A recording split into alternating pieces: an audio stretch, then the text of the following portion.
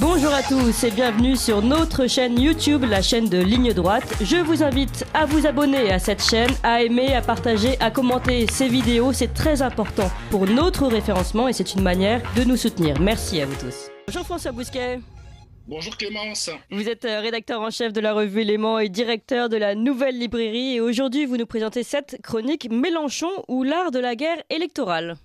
Oui, vous ne connaissez pas Leslie Mortreux, moi non plus, jusqu'à dimanche soir, dommage. Leslie Mortreux est la candidate de la NUPES dans la 10e circonscription du Nord, Tourcoing et environ. Gérald Darmanin l'a largement devancée.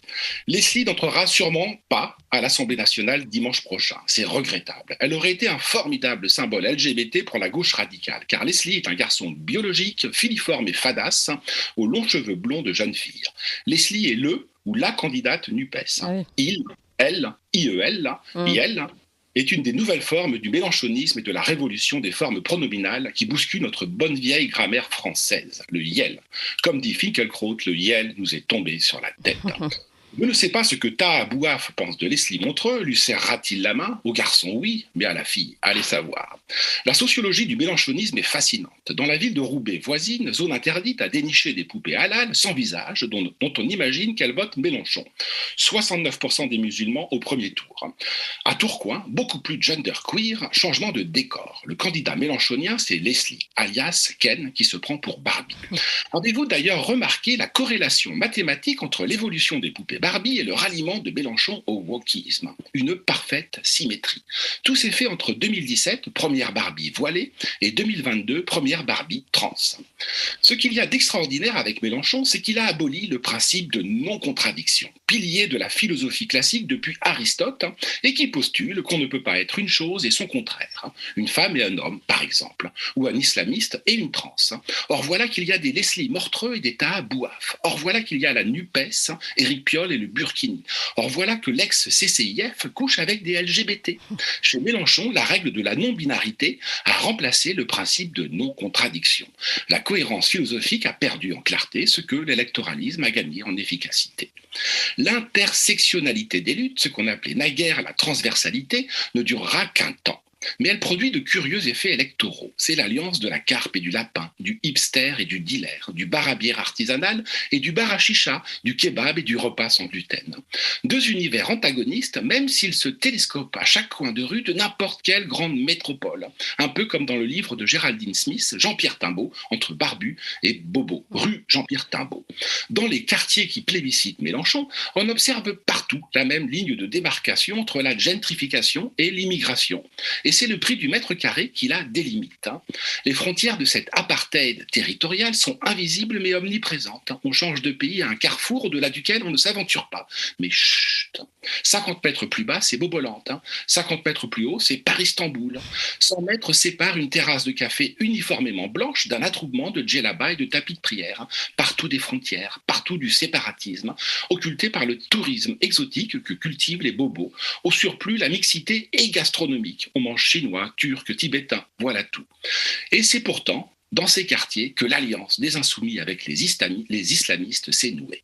Mélenchon est le magicien qui a traduit en or électoral la sociologie de cette ville-monde archipélisée, made in Montreuil, made in Canal de l'Ourcq, made in Château-Rouge, où l'on fait semblant de croire que les migrants qui passent nos frontières sortent de l'arabe du futur ou de la trompette d'Ibrahim Malouf. Dommage que Mélenchon ne participe pas au championnat du monde de poker qui se tient chaque année à Las Vegas.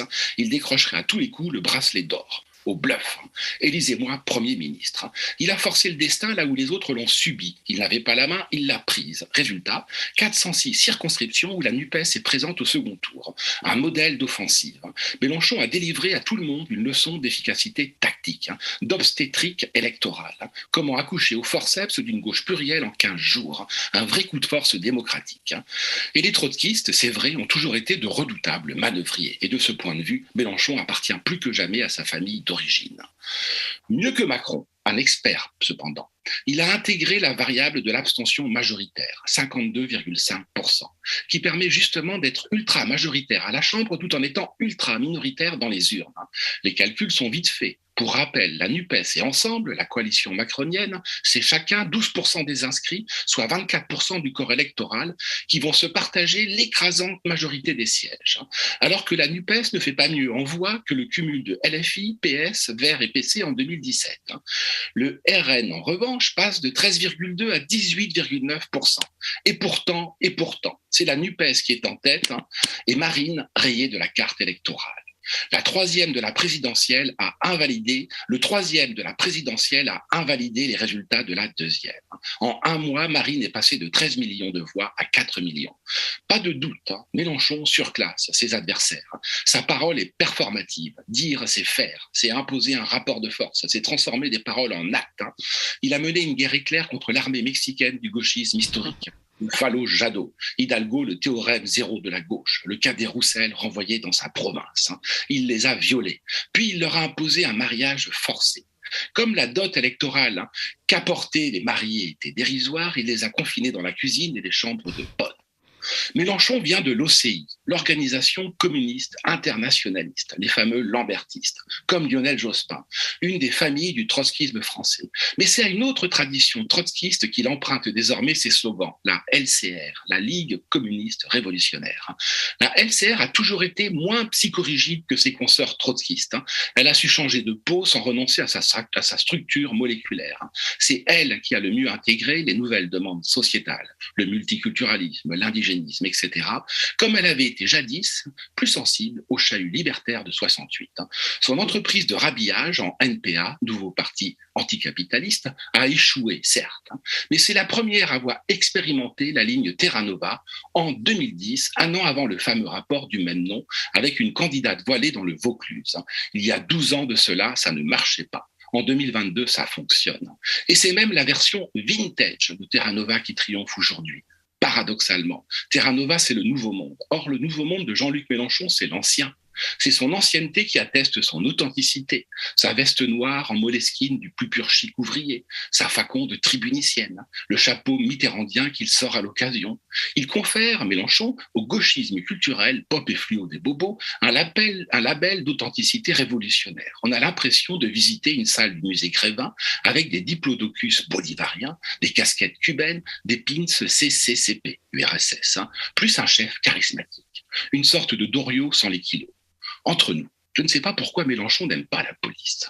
D'abord, le factieux, c'est lui. Ensuite, il ressemble au gendarme flageolet. Il a toujours un sifflet à la bouche et quand il le lâche, c'est pour nous aboyer dessus. C'est le ton d'un adjudant-chef de la coloniale et les gesticulations d'un épouvantail vénézuélien. Il donne des coups de menton, lève le poing, entonne l'international avec l'air bourru de Pépone, adversaire de Don Camillo. Il est vintage, oui, comme la marque le slip français qui reverse une partie de ses bénéfices aux migrants. Il dit à qui veut l'entendre que Clémenceau est bien devenu président du Conseil à 76 ans. Mais c'était un tigre, Clémenceau, un vrai, pas une de ces contrefaçons de papier que brocardait Mao Tse-tung.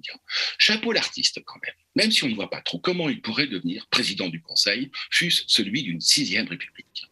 Tant mieux pour la République, tant pis pour la France. Merci beaucoup François Bousquet, rédacteur en chef de la revue Léman, directeur de la Nouvelle Librairie. Vous nous parliez de Mélenchon, champion de France de poker et roi du bluff. Et qui sait trouver les mots pour mobiliser la gauche? Eh bien vous savez trouver les mots pour mobiliser la droite à travers cette tribune en or et à travers la revue Léman. Merci. Vous appréciez cette émission? Alors aidez Radio Courtoisie à en produire d'autres en indépendance totale. Rendez-vous sur soutenir.radiocourtoisie.fr. Merci d'avance.